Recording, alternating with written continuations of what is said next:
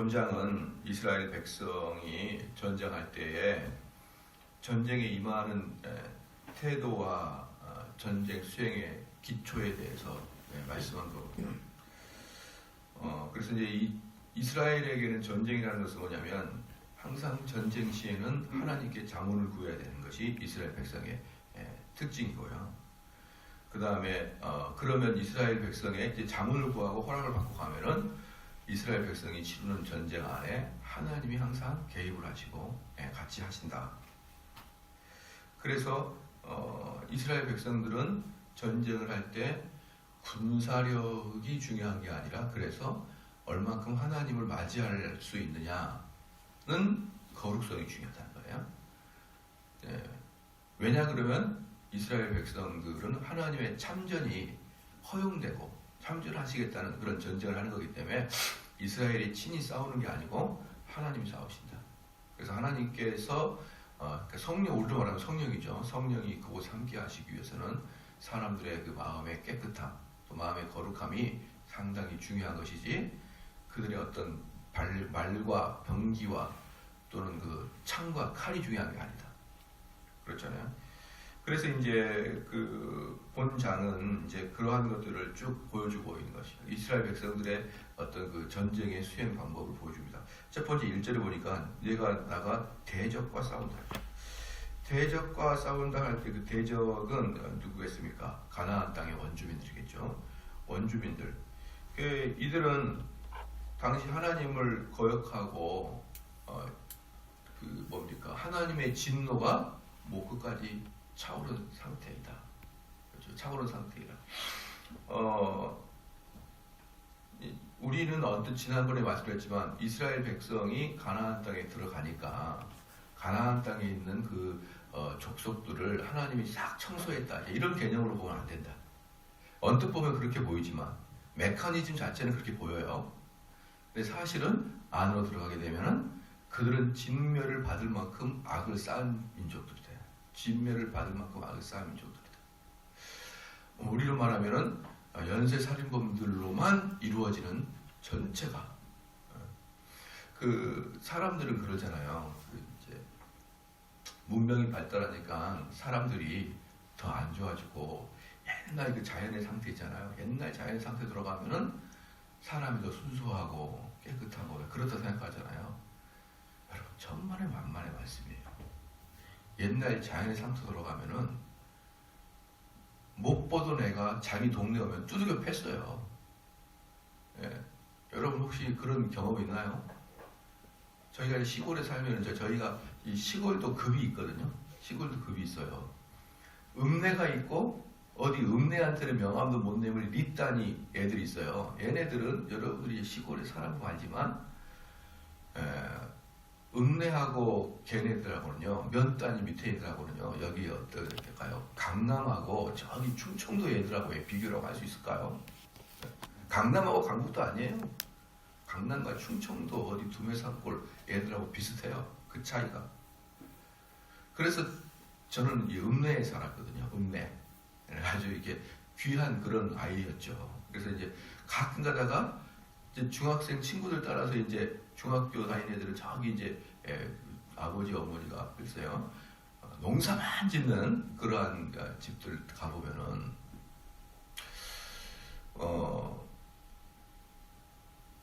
두들겨 패요. 이렇게 읍내에서 얼굴 허여멀건한 애가 오면 동네 그 중학생 때 내가 가면은 동네 그 농고 다니는 형들이 너 이 새끼 이리 와 임마. 어디라고 여기 와. 두들겨 패요. 죄도 없이 얼굴 하얗다는 이유만으로. 여러분들이 그걸 경험을 안 해봐서 모를 것 같은데 이게 옛날 시골 동네 특징들입니다. 시골 동네.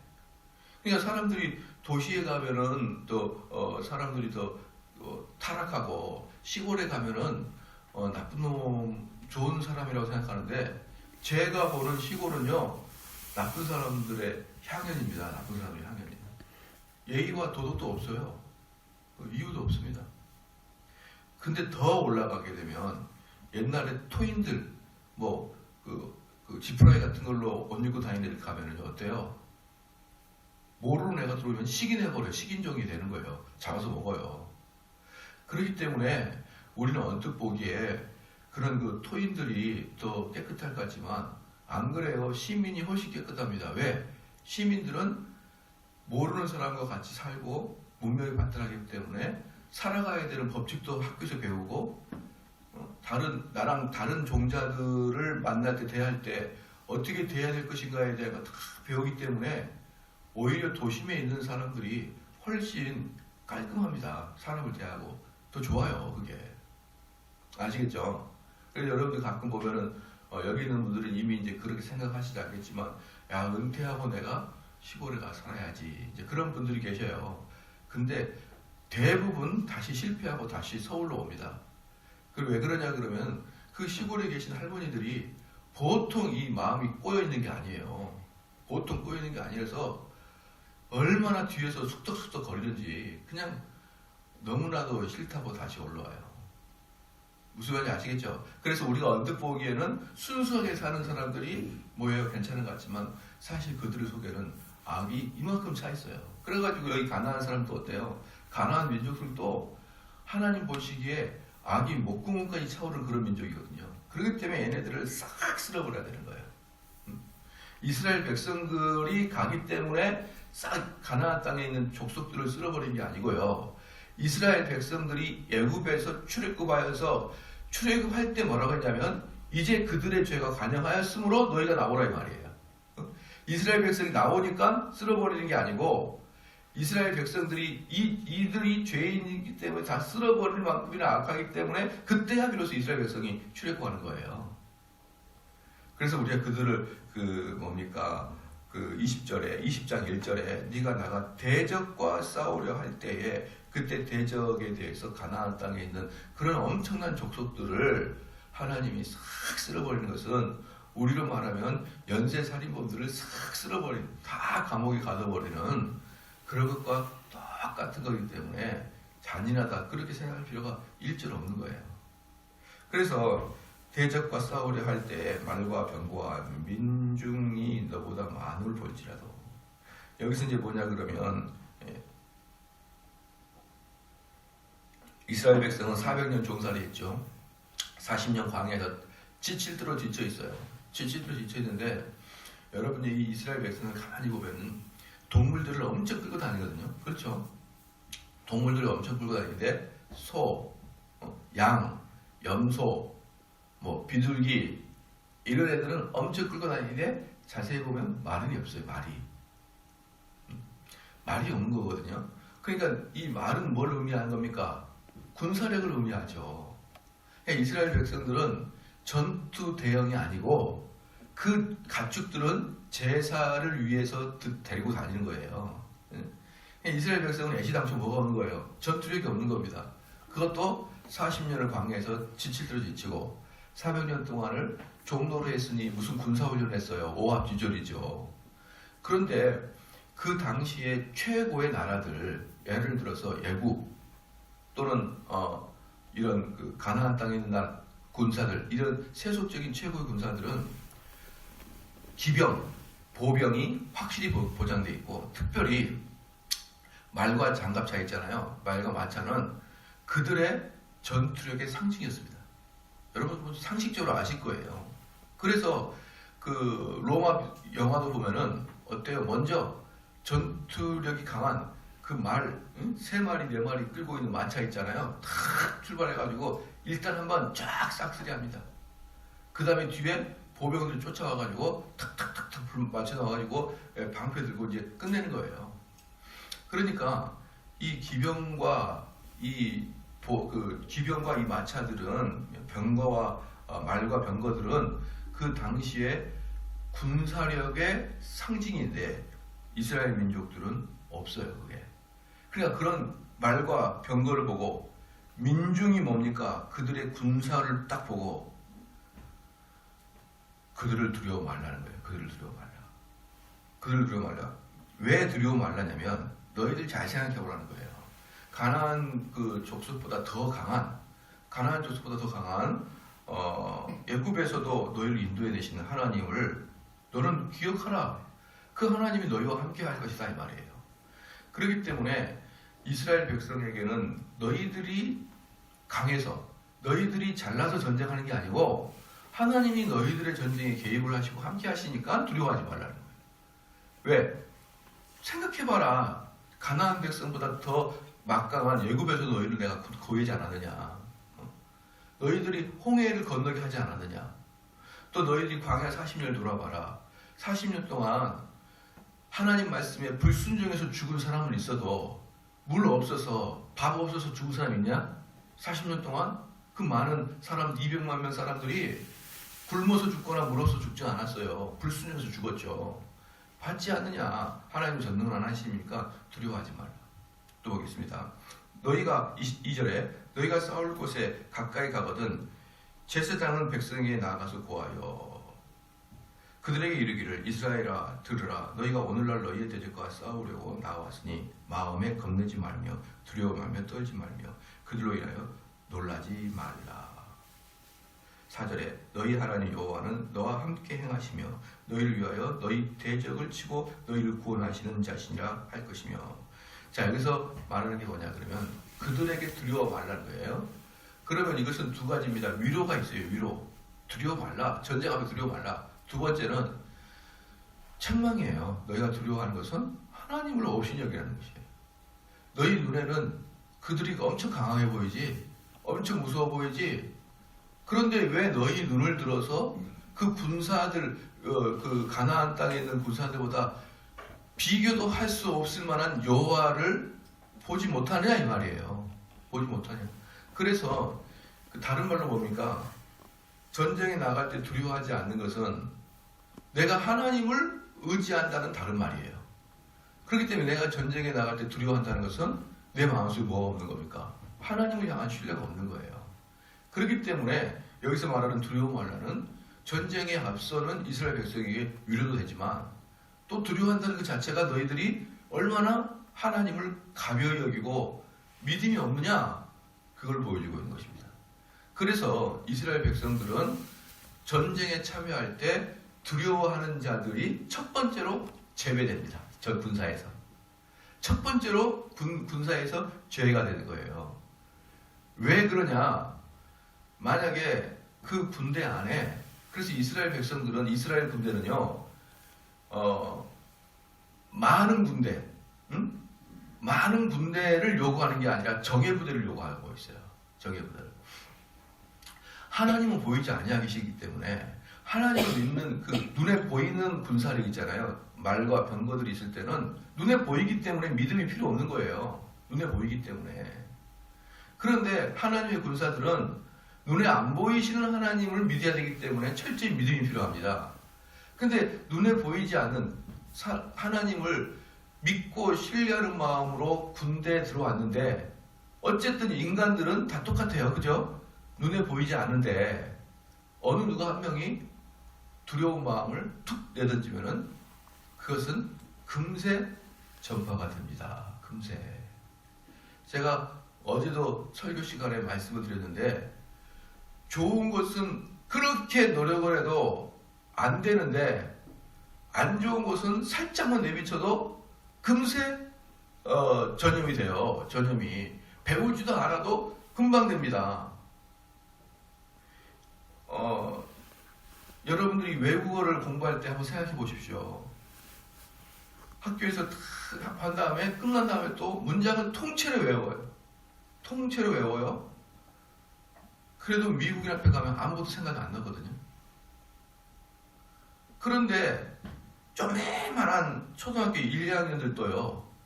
학교 보내놓으면은 욕은 또 그렇게 잘 배워와요. 욕은. 그렇게 안 가르쳐도 어디서 제자 훈련을 그렇게 잘 받았는지 욕 하나는 다 배워와요. 그걸 보면은 외국어는 선한 것이고 욕은 악한 거예요. 그러니까 배우기 위해서 선한 건 있잖아요. 아니 배우기 쉬운 것은 악한 거고 배우기 어려운 건 선한 거예요. 그죠? 그렇기 때문에 전쟁에 나가기 전에 군사들 중에 한 명이 두려워하게 되면 그 두려움은 삽시간에 전 병사에게 번집니다. 그래서 이스라엘 백성은 어쨌든 우리는 뭘로 나가니까 믿음으로 나가야 되니까 우리에겐 군사력이 없으니까 가장 두려운 존재가 불만, 불평, 두려워하는 자입니다. 그런 자들을 빼라 이 말이에요. 그런 자들. 그러한 자가 100명이고 1000명이 있어도 아무짝에도 쓸모없는 것이고, 그러한 자가 많으면 많을수록 그 군대는 골치 아파지는 겁니다. 그 군대는 적으면 적을수록 좋은 거예요. 이거랑 비교가 될지 모르겠지만, 제가 어릴 때부터 이렇게 아버님 목회를 뒤에서 봤거든요. 봤는데 항상 비율적으로 10에서 많게는 20% 미만이에요. 20%까지는 안 간 것 같아요. 10에서 15% 정도가 항상 그 아버님을 반대하는 사람들이 있었어요. 뭐 특별히 모든 교회가 비슷해요. 목사님을 반대하는 사람이 있고, 이제 그럴 때마다 이제 그 고통을 당하셨는데, 그때 제가 뭘 봤냐면 항상 12에서 15% 이 정도가 있어요. 그러면은 우리 교인이 100명이면은 10명에서 15명이 있고, 뭐 20%면 20명까지 있겠죠. 100명이면 10명에서 15명, 20명이 있는 거예요. 항상 말 안 듣고 그런 사람이.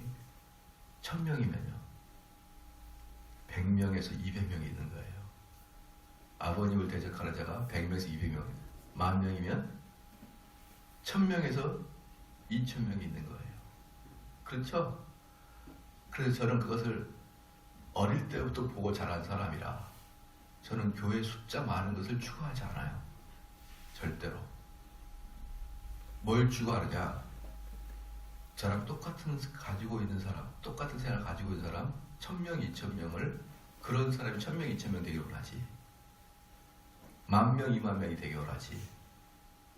아니면은 100명, 200명을 원하지.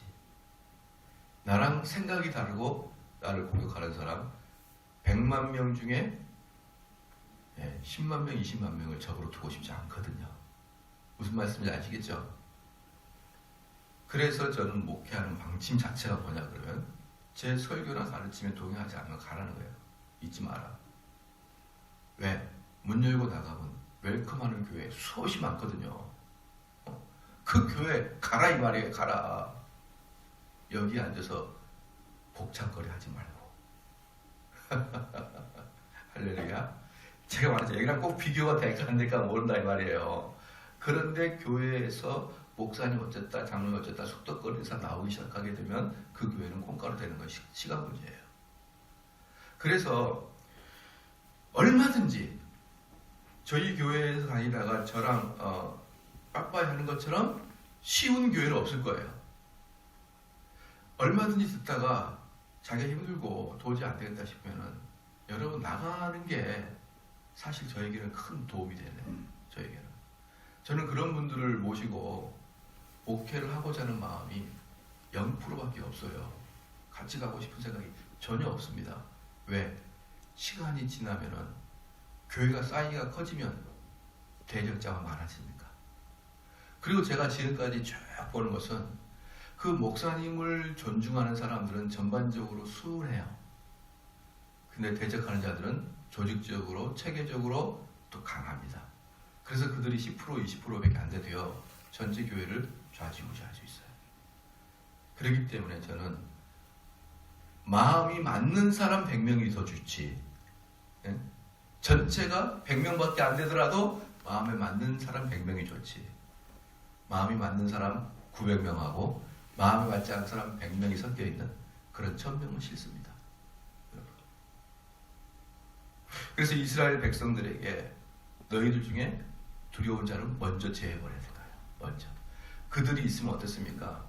얼마나 많이 전쟁에 나갈 때 사람들의 사기를 떨어뜨리고 그들의 마음을 사분오열시켜서 그들이 전쟁에 참여하지 못하도록 해버리기 때문에, 일단 두려워하는 자는 여호와를 믿지 아니하고 여호와를 신뢰하지 아니한 자이기 때문에 그들부터 제거하라, 제하라. 이게 이스라엘 백성들에게 전쟁입니다. 아시겠죠? 그러니까 여러분들 만약에 교회 다니다가 마음에 안 들면 언제든지 연락을 해주시고, 얼굴 보고 미안하면 카톡이라도 주세요. 뭐 얼굴 나가는데 목사님 얼굴 보면서 나갈게요. 그럼 좀 민망하잖아요. 카톡을 주시면 얼마든지 좋아요. 그것 때문에 제가 그분들을 어금니를 깨물고 절대 그럴 일이 없어요. 오히려 저한테 찾아오면은 제가 여러분의 성향을 잘 아니까 여러분의 성향에 맞는 또 목사님 내가 소개해줘요. 이 교회를 가시면은 아마 집사님은 괜찮을 것 같습니다. 소개해줘요. 진짜로요. 저는 여러분을 향한 특별한 그런 악한 마음을 품지 않아요. 단지 좀 더 이해를 했으면 같이 가면 좋았을 뻔했는데 그런 아쉬움, 그 정도의 아쉬움은 있는데 어떻게 하겠습니까? 그게 안 되는 건데. 맞죠? 예. 그래서 우리 교회는 그래도 숫자가 적더라도 한 마음으로 가야 된다. 그게 교회고 그게 개혁교회고 그게 가정이라는 개념이에요. 교회는 가정이라면서요. 여러분의 가정이 다 사업은 오열돼가지고 형님이 마음에 든 게 아니라 안 든 게 아니라 형수가 마음에 안 들어요. 형수가. 그러면 어떻습니까? 추석과 설날만 되면 동생들이 신지 내가 이번에 형수한테 한마디 해야지. 어디서 어머니한테 그렇게 버르장머리 없이 해? 이래가지고 추석에 딱 오면은 근데 형수 딱 이러면서 이제 형수님이라고 안 보죠. 근데 형수 딱 이러면서 하면 그 가정이 뭐가 되겠어요? 매번마다 옛날에 제가 살던 집에 추석만 되면 맨날 싸워요. 온 지역에서 모여 들어가지고 어머님 보는 앞에서 아버님 보는 앞에서 1라운드 땡 하면 싸워요. 그냥 그게 집안입니까? 그건 집안이 아니에요. 그것처럼 교회 안에서도 네 생각 내 생각 다르고 네 편 내 편 이렇게 하는 것은 이미 교회가 아니다. 저는 그렇게 봅니다. 자, 그 다음에 5절 말씀에 유사가 뭐냐 그러면 공무원입니다. 서기관이나 집행관들이에요. 유사들은 백성에게 고하여 이르기를 새 집을 건축하고 낙성식을 행치 못하는 자. 뭐냐면 집을 건축했거든요. 근데 집을 완전히 내 거로 등기화시키지 못하고 아직 완전히 내 거화시키지 못하는 자들 있잖아요. 걔들 군대 보내지 말라는 거예요. 왜? 투망 부부니까. 아이고야, 내가 집에 있으면은 이 집을 내가 좀 더 보살펴야 되는데 그럴까봐. 투망을 품을까봐. 저희 교회가 어때요? 북한이랑 가깝잖아요. 근데 옛날에 아현동에 허름한 창고 같은 건물에 교회 있을 때는 전쟁이 나도 폭탄 되면은 지하실에 숨어서 기도하면 되지. 그러다가 이 반듯한 교회를 지어놓으니까 폭탄이 터지면 안 돼. 이거 대출금도 못 갚아서 막 이런 두려움이 생기잖아요. 전쟁이 일어나면 안 되는 거예요, 이제는. 왜? 반듯한 교회가 있으니까. 그러니까 집을 지어놓고 곧바로 착출돼서 군대 가게 되면 계속 집을 생각하니까 두망을 푸는다. 걔 빼라. 그 다음에 6절 말씀에 포도원을 만들고 그 과실을 먹지 못한 자가 집으로 돌아갈지니 전사하면 탄이 과실을 포도원을 만들어 놓고 이제 따먹으려고 그러는데 이제 먹으려고 이제 그러는데 그 포도원이 여러분 몇 그루가 아니라 얘네들 생계예요. 생계. 그냥 엄청난 넓은 포도. 이게 뭐냐면 대표적으로 포도원이지 이스라엘 사람들에게는 포도, 곡물, 그렇죠. 그 다음에 무화과 이런 것들이 자기들의 삶에 직접 연관되는 것들이에요. 곡물. 그러니까 곡물 그 풍년을 눈앞에 두고 있는 사람들이라. 그렇죠. 포도원의 그 소출을 눈앞에 두고 있는 자들을 뭐 하지 마라? 징집하지 말라. 걔네들 한마음으로 전투 못한다. 나가서 전쟁할 때 포도 그러고 다니는 거예요. 그 어떤 놈이 따먹고 어떡하지? 그 썩으면 어떡할까? 이것 때문에 집중 못하니까 제하라. 집에 보내라. 7절에 여자와 약혼하고 그를 취하지 못한 자. 이스라엘 백성의 약혼은 결혼이랑 똑같은 역할을 합니다. 약혼은 결혼에 똑같은 역할을 하기 때문에 그 약혼자가 다른 사람이랑 동침하면 돌에 맞아 죽어요. 그건 간음이기 때문에. 그러나 약혼이 결혼과 다른 게 뭐예요? 동침 허락 안 돼요. 그러니까 법적으로는 부부예요. 근데 실제적으로 동침이 허락이 안 됩니다. 그러니까 약혼만 해놓고 본격적 결혼도 못 해본 자들은 오지 마라. 걔네들은 결혼하고 오라 그래라. 또 결혼도 나중에 문구를 보면은 신혼 1년 전에 오지 마라. 1년 지난 다음에 결혼하고 1년 지난 다음에 전쟁에 참여하라. 1년쯤 지나면 별로 안 보고 싶잖아요. 마찬가지 여러분 보고 싶은가요? 결혼한 1년 지나면 안 보고 싶어요. 오면은 섭지 놀래요. 끝나고 아내가 들어오면은 아이고 또 내가 나한테 또 뭘 잔소리 할까, 예, 이런 생각. 그래서 지난번에 우리 아내가 2년 6개월 동안 아내 지나갔잖아요. 아시잖아요. 1년 정도 딱 가니까 우리 친구 목사님 다 부러워했어요. 너무 좋겠다. 무슨 전생에 그렇게 나라를 구한 일이 있냐, 왜 이렇게 좋은 일을 맞이했냐. 아내가 그냥 2년 6개월 동안이나 네 곁에 없다니 축하한다. 뭐 그런 사람으로 홍수를 이뤘었어요. 그래서 내가 임마 착하게 살아야지 이런 일이 발생한다 제가 그랬는데, 어때요? 뭐 아내 2년 지나면 배기 싫잖아요. 그러니까 1년 동안에는 냅두고 2년 되면은 군대 가서 아내 생각 안 하고 집중해서 싸울 수 있으니까 1년 지난 그런 사람들을 데려와서 이제 전쟁에 참여해라. 그래서 8절에 유사들은 오히려 또 백성에게 고하여 이르기를 두려워서 마음에 겁내는 자가 있느냐, 그런 집으로 돌아갔지니 그 형제들이 마음도 그의 마음과 같이 떨어질까 하노라 하여. 다 보내라. 다. 그런 두 마음을 품은 사람들은 전부 다 보내고, 그럼 누구만 참석하면 되느냐? 기드온 보십시오. 기드온 뭐라고요? 32,000명 중에 300명으로 줄였습니다. 32,000명 중에. 미디안 군대라고 엄청난 군대를 보면서 32,000명이 다 참석을 해도 모자랄 판에 그 중에 가라 한 다음에 딱 300명만. 예. 그러니까 이스라엘은 원래부터 어떤 거예요? 많은 군사력이 아니라 정예부대. 하나님을 철저히 신뢰하는 사람 소수가 일을 하는 것이지 다수는 안 된다. 다수는. 왜냐? 그 다수 안에는 5만 가지 이상한 생각을 하는 사람이 섞여 있는데, 그 섞여 있을 때는 결국은 절대로 뭘 할 수가 없는 거예요. 파워를 만들어낼 수가 없는 것입니다. 그러니까 이 교회도 마찬가지예요. 다 일심 한마음을 가지고 있어야 이 교회가 뭐가 돼도 되는 것이지, 네 마음, 제 마음, 너 마음, 우리 마음 다 따로따로면요 오합지졸이고 한강에 둥둥 떠내려가는 베니아판처럼 엄청나게 큰 부피를 가지고 있지만 시류에 따라 흘러가는 그런 등치 큰 교회밖에 안 되는 거예요. 그러나 생명이 있으면요 피레미 새끼 한 마리라도 그 물을 거슬러 올라갈 수 있는 것입니다. 한강물을. 그러나 생명이 없으면은 널판지처럼 커도 절대로 시류를 거슬러 올라갈 수 없어요. 그렇잖아요. 그렇기 때문에 우리들이 영적 군사고 영적 전쟁에 참여하는 자다 그러면요 두 마음 세 마음 품어서는 안 됩니다. 우리는 오직 하나님만 바라보고 가는 그런 군사들로만 가득 차는 교회가 돼야 돼요. 군사들로 가득 찬 교회가 돼야 정말 이 교회가 하나님 보시기에 쓰실 만한 교회가 되는 거예요.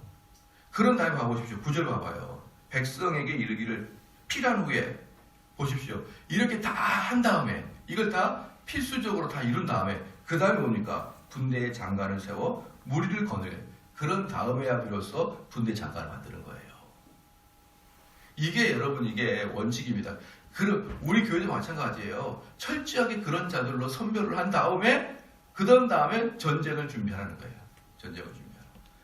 목사님, 저는 이래저래서 못하겠고 저는 이래저래 하지 마라. 하지 마. 다 하지 말고 진짜 할 만한 사람 10명이고 20명이고 그 사람들이고 하는 거예요. 그래야 하나님의 역사가 일어나는 것이고, 그때야 비로소 군대 장관을 만들어서 그 가나안 백성, 즉 이 세상에 더러운 자들과 전투할 수 있는 대형을 그때야 만드는 것이지, 그냥 안 하는 사람 쫓아가가지고 야 우리가 왜 이 전쟁에 참여한 줄 아냐. 응? 여러분 그렇게 하지 마시길 바랍니다. 아시겠죠? 안 하려면 빼야 돼요. 우리 예수님께서 제자들을 만드실 때 어때요? 밤이 맞도록 기도합니다. 밤이 맞도록 기도해요. 밤새도록 기도한 다음에 12제자를 뽑았습니다. 그때 우리는 흔히 어떻게 누구를 뽑을까요? 누가 제자가 되면 좋겠습니까? 라고 하나님께 물어봤을 거 아니에요. 응? 예수님이 밤이 새도록 기도한 다음에 제자를 뽑았으니 제자 뽑을 때 그자 뽑은 게 아니라 철저히 기도하고 뽑았어요. 그때 예수님은 그런 학자들이 말해 그럽니다.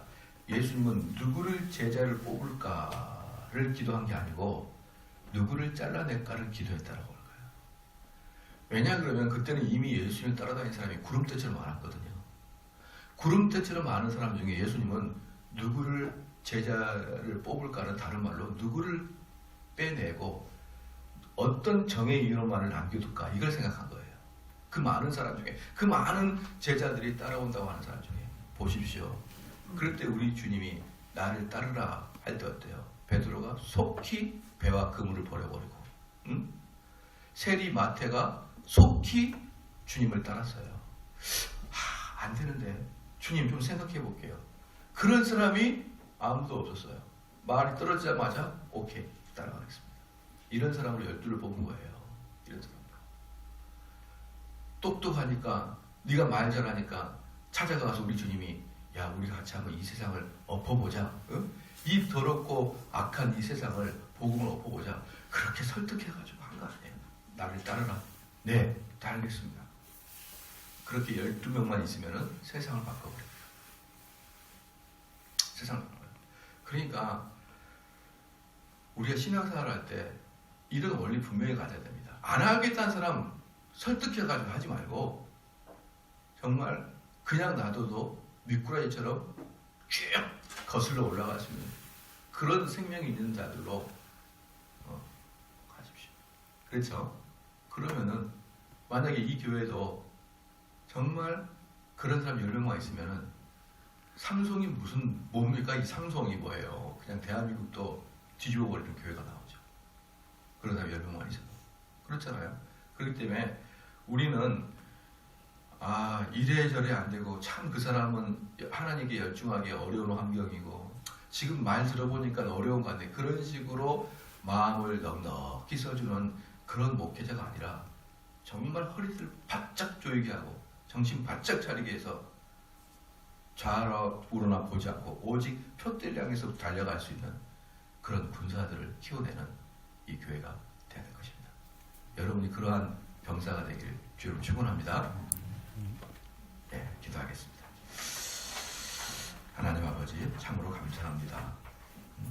영적 군사의 존재가 무엇인지 보게 하여 주심을 감사합니다.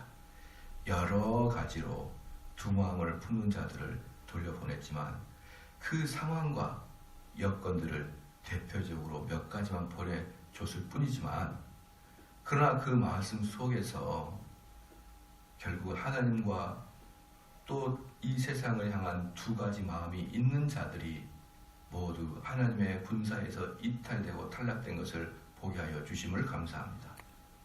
하나님 아버지여, 우리의 마음의 가장 우선순위를 어디에 두고 있는지, 나의 전 인생이 하나님을 향해 있는지 이러한 것들을 정말 면밀히 살피게 하여 주시옵고 내가 그리하여 주의 군사가 되어 정말 남은 상의 이 생애를 불꽃처럼 태우다가 하나님께 갈 수 있는 그러한 군사가 되게 하여 주시옵소서. 감사드리며 예수님의 이름으로 기도합니다.